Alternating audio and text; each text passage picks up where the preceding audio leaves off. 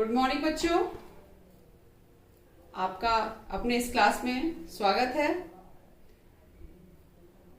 हम आज फिर से पढ़ेंगे लोकतंत्र क्या, लोकतंत्र क्यों।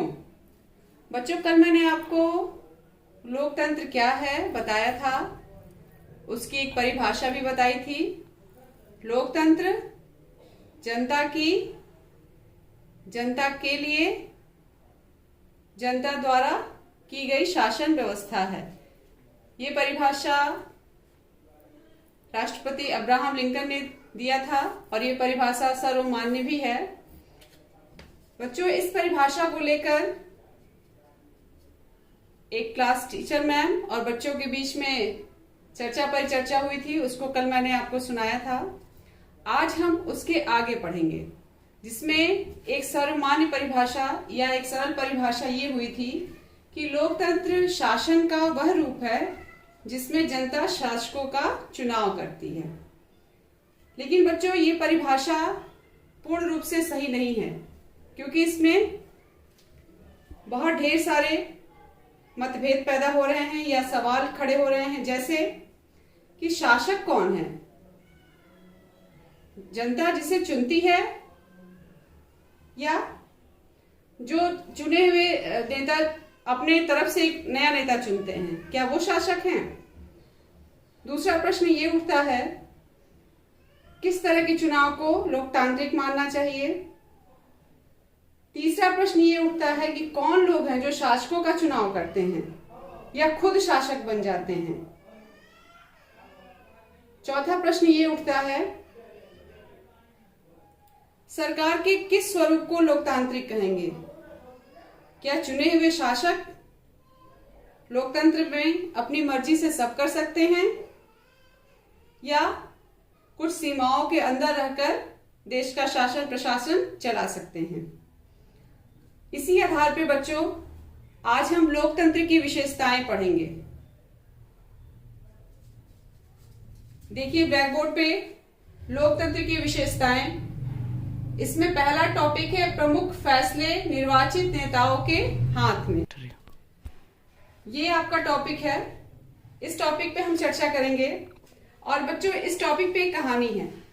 कहानी छोटी सी है, हमारे पड़ोसी देश की है, पाकिस्तान की, जहां पर जनरल परवेज मुशर्रफ ने अक्टूबर 1999 में सैनिक तख्ता पलट कर दिया था और उन्होंने लोकतांत्रिक ढंग से चुनी हुई सरकार को उखाड़ फेंका और खुद को देश का मुख्य कार्यकारी घोषित कर दिया। मुख्य कार्यकारी मीन्स अपने आप को वहां का राष्ट्रपति घोषित कर दिया। 2002 में उन्होंने एक जनमत संग्रह भी कराया। जनमत संग्रह क्या है कि भीड़ में से कुछ लोगों को अपने पक्ष में कर लेना। जैसे आपके क्लास में मॉनिटर का चुनाव होता है और एक लड़की को खड़ा किया जाता है और आपसे कहा जाता है कि बच्चों कौन कौन इनके फेवर में है या कौन इनको पसंद करते हैं, इनके पक्ष में हाथ खड़ा करिए। तो जो पक्ष में होते हैं वो हाथ खड़ा करते हैं। यहाँ पर परवेज मुशर्रफ ने यही काम किया, जनमत संग्रह कराया और अपने आप को वहां का राष्ट्रपति घोषित कर दिया पूरे 5 वर्ष के लिए। पाकिस्तानी मीडिया और अखबारों ने इसकी बहुत आलोचना की और ये कहा भी कि जनमत संग्रह धोखाधड़ी से कराया गया है। लेकिन परवेज मुशर्रफ शक्तिशाली शासक थे उस समय और उन्होंने पाकिस्तान के संविधान में तुरंत कई परिवर्तन किए और परिवर्तन के साथ उन्होंने क्या किया कि सारे अधिकार जो है राष्ट्रपति के हाथ में ले लिए और कुछ सीमित अधिकार राज्यों को दिए थे। इस तरीके से जो चुने हुए प्रतिनिधि थे उनको कुछ ही अधिकार मिले और जो सर्वोच्च सत्ता सेना के पास थी, सेना प्रमुख के पास थी। सेना प्रमुख कौन थे? परवेज मुशर्रफ, उनके हाथ में चली गई। अब इस तरीके से जो निर्वाचन हुआ उस पे प्रश्न उठता है कि क्या पाकिस्तान के लोगों ने अपने शासक का चुनाव किया था? लोगों ने तो अपने राज्य के लिए और अपने देश के लिए अपने राज्य से प्रतिनिधियों को चुना था, लेकिन वे चुने हुए प्रतिनिधि वास्तविक शासक नहीं थे। वे अंतिम फैसला नहीं कर सकते थे। अंतिम फैसला सेना के अधिकारी और जनरल परवेज मुशर्रफ के हाथ में ही था। और ये सारी व्यवस्था जिस तरह की है वो तानाशाही सरकार की विशेषता है, न कि लोकतंत्र की। तो बच्चों, इस आधार पे हम ये समझ पाते हैं कि लोकतंत्र में अंतिम निर्णय लेने की शक्ति लोगों द्वारा चुने हुए प्रतिनिधियों के पास होनी चाहिए, न कि तानाशाही सरकारों के पास। मैं उम्मीद करती हूं कि आपको ये पॉइंट समझ में आ गया होगा। अब हम अगले पॉइंट पे आते हैं, स्वतंत्र और निष्पक्ष चुनावी मुकाबला। बच्चों, इस पे भी आपके लिए थोड़ी छोटी सी स्टोरी है, इंटरेस्टिंग स्टोरी है, और ये भी आपके पड़ोसी देश चाइना की, चीन के बारे में है। चीन की संसद को राष्ट्रीय संसद कहा जाता था।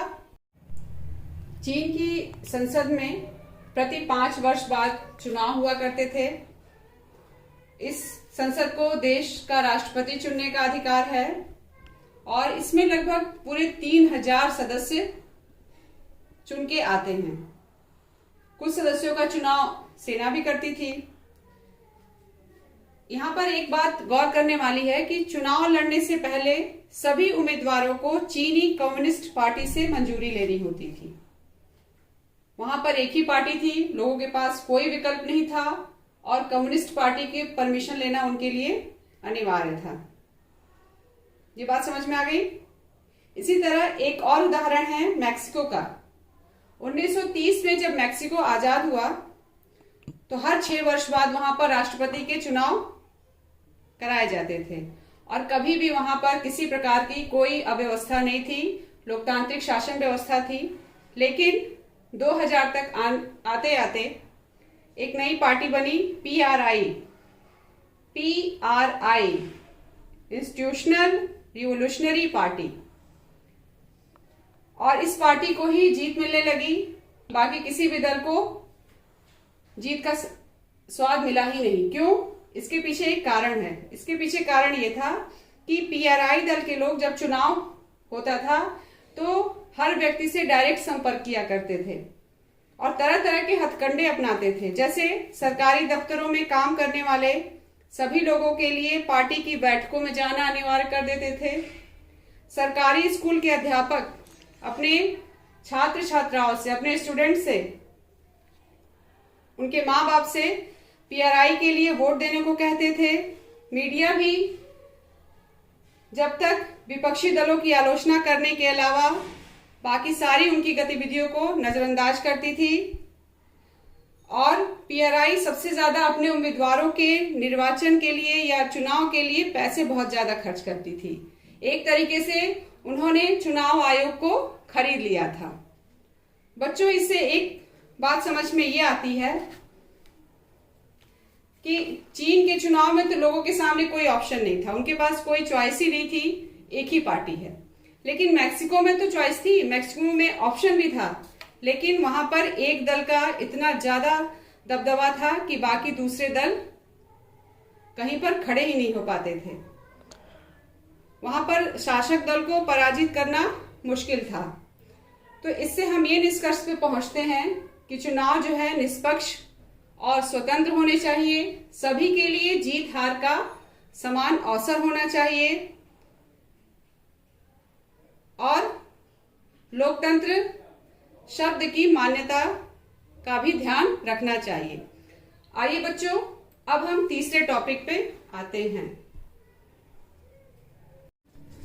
बच्चों, आइए अब हम तीसरा टॉपिक देखते हैं, एक व्यक्ति एक वोट ये एक मोल। इसका क्या मतलब है?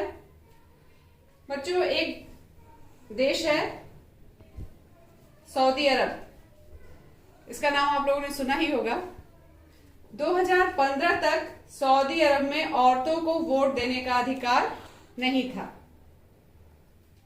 दूसरा है एस्टोनिया, ये भी एक देश है जहां पे रूसी अल्पसंख्यकों को मतदान का अधिकार बहुत मुश्किल से मिलता था, क्योंकि क्या था, वो अल्पसंख्यक थे, उनकी संख्या कम थी।